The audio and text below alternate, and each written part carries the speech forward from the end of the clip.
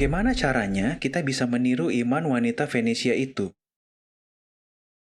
Seperti wanita itu, kita harus mengenali dan mengikuti orang-orang yang Yehua pilih. Mereka disebutkan di Matius 24 ayat 45.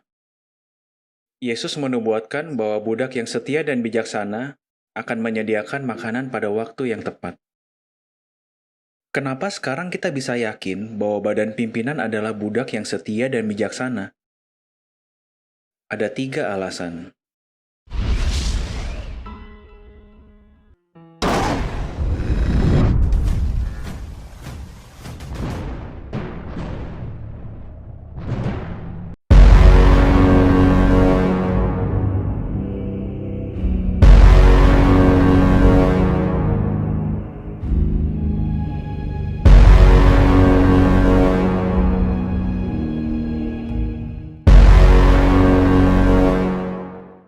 Jika Anda mempelajari ajaran saksi-saksi Yehua, maka Anda akan memahami bahwa 8,6 juta saksi-saksi Yehua mengikuti dan mentaati 8 orang ini, yaitu pemimpin tertinggi saksi-saksi Yehua, yang menyebut diri mereka sebagai badan pimpinan, atau golongan hamba yang setia dan bijaksana.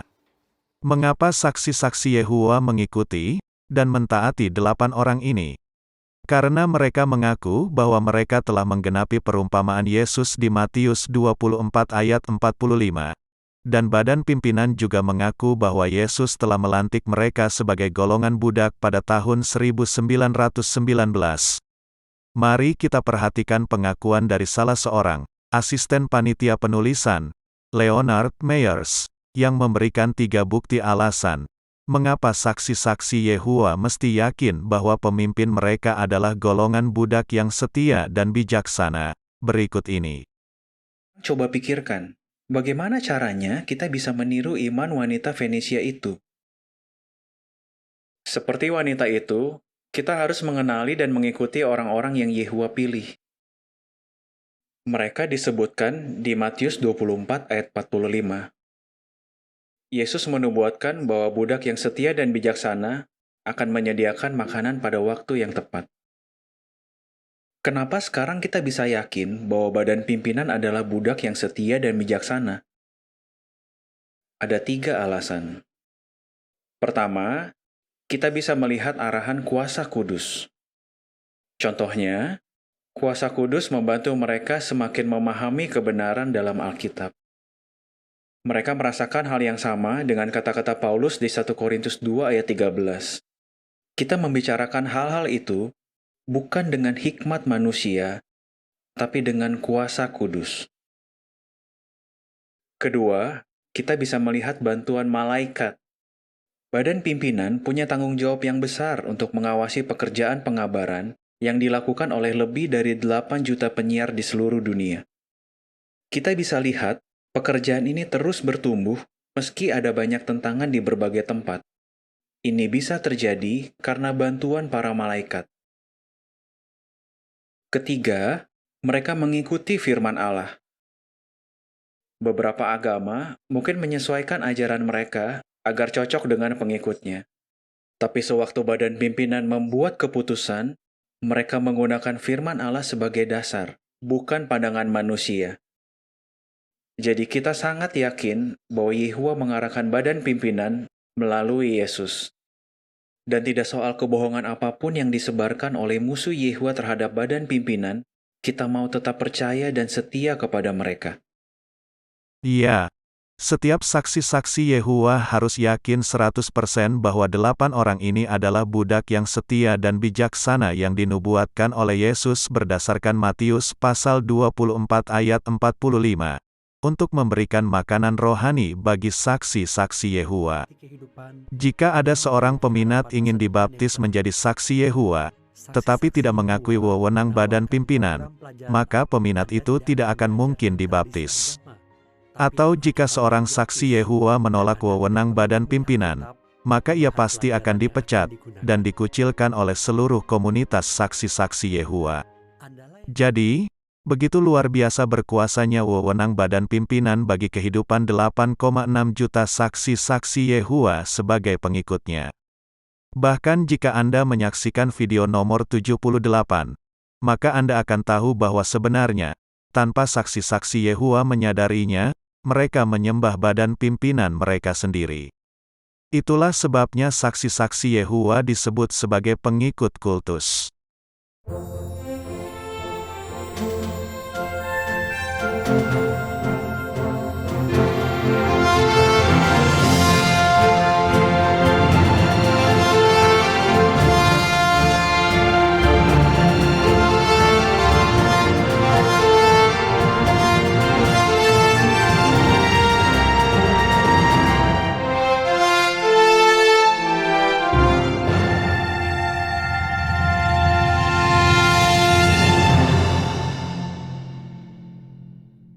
Di dunia ini, banyak orang tidak bisa dipercaya. Kita hidup pada hari-hari terakhir. Roh-roh jahat semakin gencar memengaruhi orang-orang. Jadi, tidak bijaksana kalau kita percaya kepada semua orang. Banyak yang percaya kepada agama, tapi dikecewakan. Amsal 14 ayat 15 berkata, "Orang tak berpengalaman percaya setiap perkataan, tapi orang cerdik mempertimbangkan setiap langkahnya."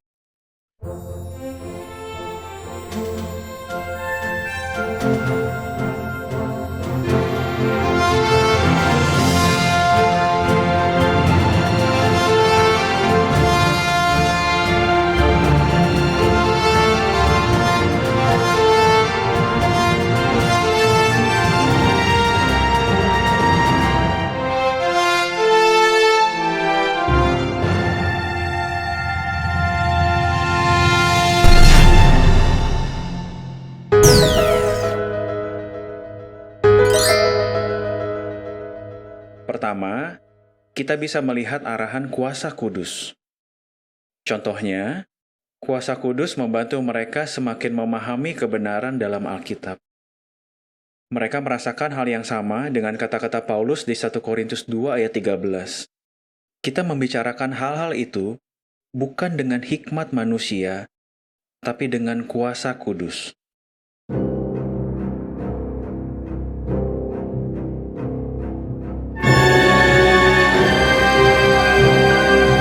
No! God, please, no! No!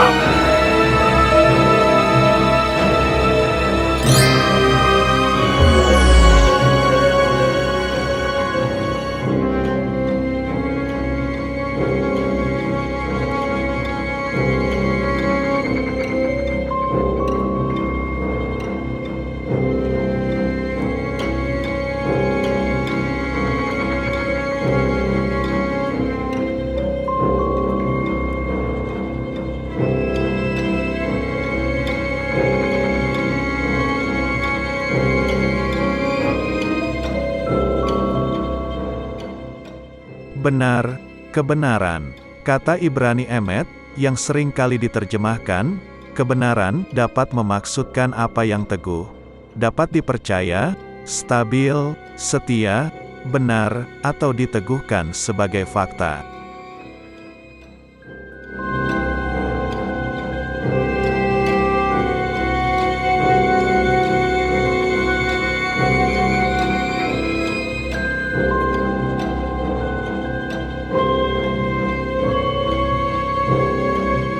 Dan umat Allah juga pernah memperkirakan kedatangan Yesus pada 1874. Dan belakangan mereka bilang pada 1914. Mereka juga awalnya sempat berpikir bahwa Yesus akan datang dalam wujud yang kelihatan. Tapi belakangan mereka tahu sebenarnya dalam wujud yang tidak kelihatan. Mereka juga memperkirakan bahwa kawanan kecil akan mendapatkan upahnya pada pertengahan tahun 1918. Selama tahun 1925, juga terjadi beberapa tantangan yang sangat hebat.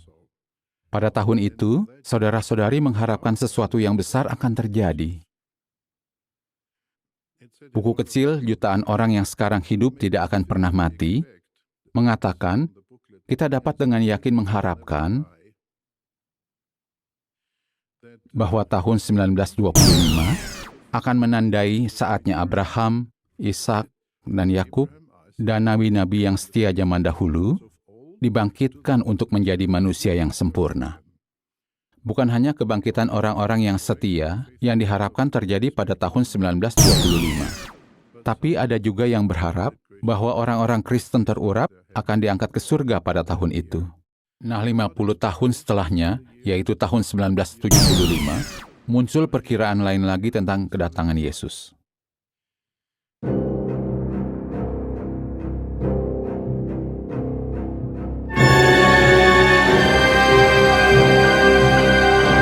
No, God!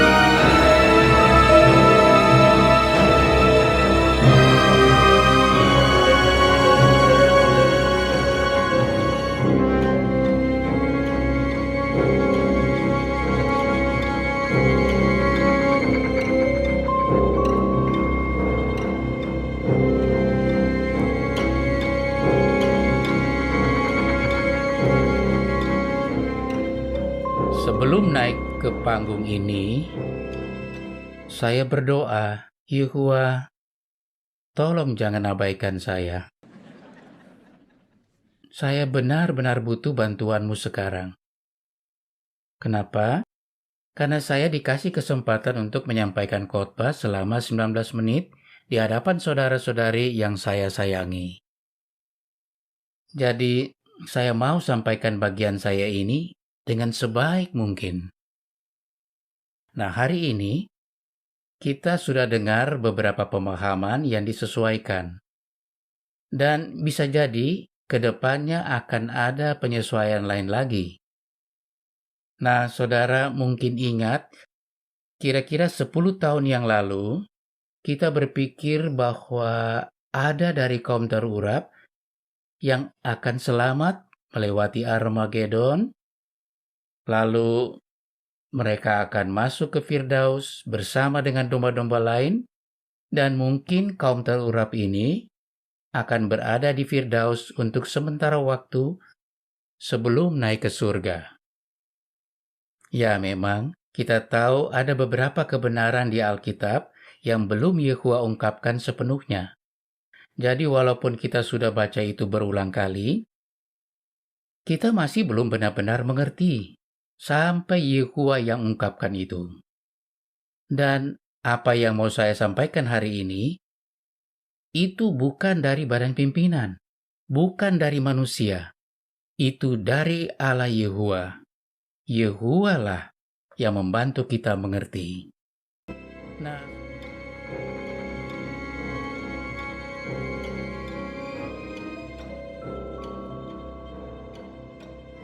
2 tambah 2 adalah 4. Nilai angka 4 adalah kebenaran. Tidak soal kapan waktunya, dan di mana tempatnya.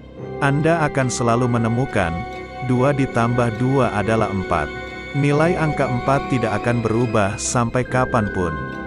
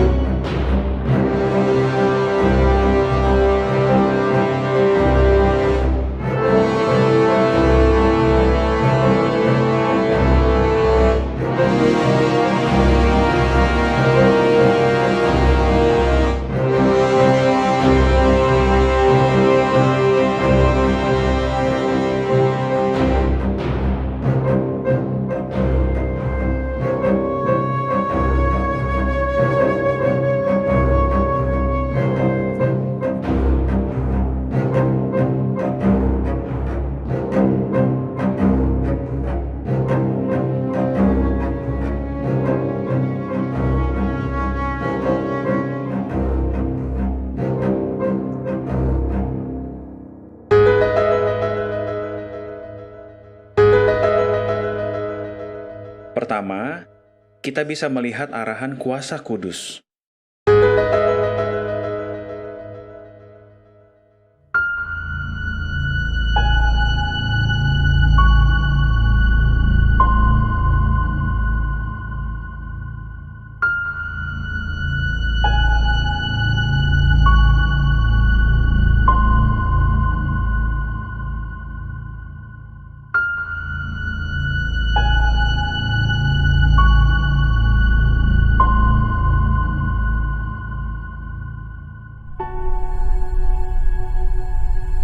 Mereka merasakan hal yang sama dengan kata-kata Paulus di 1 Korintus 2 ayat 13.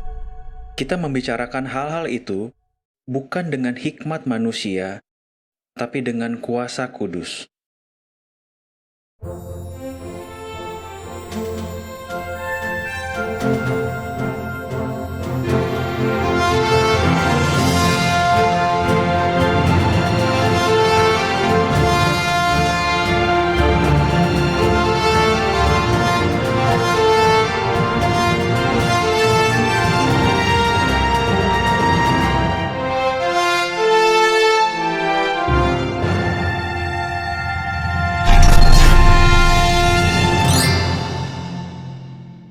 Kedua, kita bisa melihat bantuan malaikat. Badan pimpinan punya tanggung jawab yang besar untuk mengawasi pekerjaan pengabaran yang dilakukan oleh lebih dari 8 juta penyiar di seluruh dunia. Kita bisa lihat pekerjaan ini terus bertumbuh meski ada banyak tentangan di berbagai tempat. Ini bisa terjadi karena bantuan para malaikat.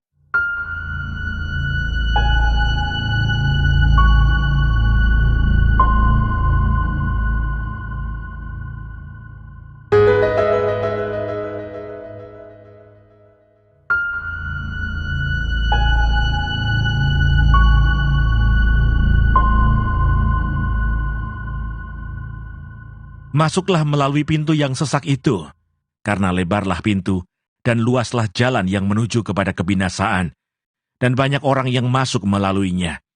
Karena sesaklah pintu dan sempitlah jalan yang menuju kepada kehidupan, dan sedikit orang yang mendapatinya.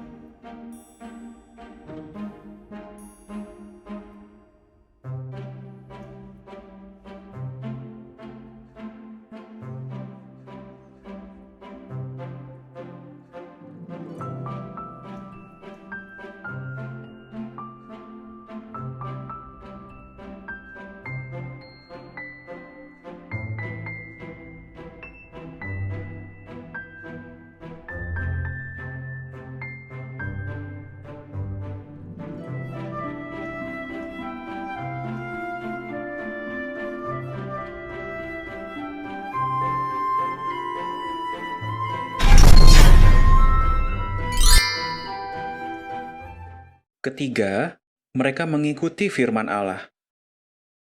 Beberapa agama mungkin menyesuaikan ajaran mereka agar cocok dengan pengikutnya. Tapi sewaktu badan pimpinan membuat keputusan, Mereka menggunakan firman Allah sebagai dasar, bukan pandangan manusia. Jadi kita sangat yakin bahwa Yehua mengarahkan badan pimpinan melalui Yesus.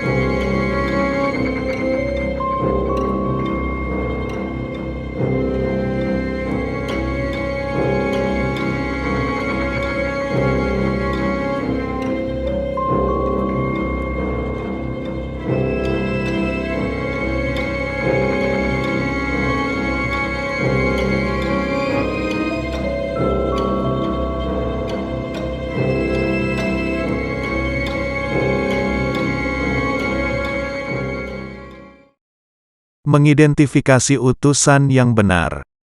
Bagaimana Yehua mengidentifikasi para utusan yang benar, dan bagaimana ia menyingkapkan yang palsu? Allah Yehua adalah pribadi agung yang mengidentifikasi para utusannya yang benar. Ia mengidentifikasi mereka dengan membuat kata-kata yang ia sampaikan melalui mereka menjadi kenyataan. Yehua juga adalah pribadi agung yang menyingkapkan para utusan yang palsu. Bagaimana ia menyingkapkan mereka? Ia menggagalkan tanda-tanda dan ramalan mereka. Dengan cara ini, ia memperlihatkan bahwa mereka adalah para peramal yang melantik dirinya sendiri, yang beritanya benar-benar berasal dari penalaran mereka sendiri yang palsu. Ya, pemikiran yang bodoh dan bersifat daging.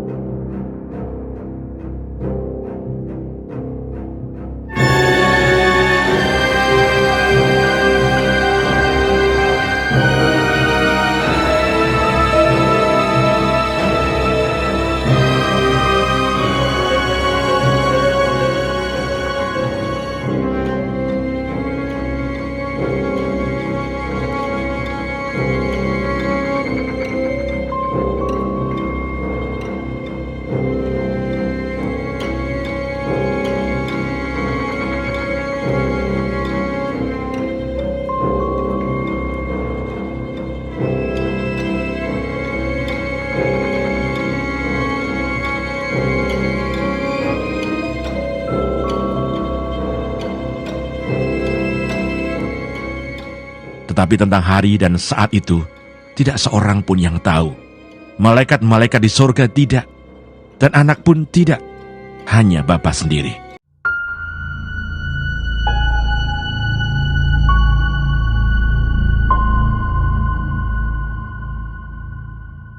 Jadi kita sangat yakin bahwa Yehua mengarahkan badan pimpinan melalui Yesus.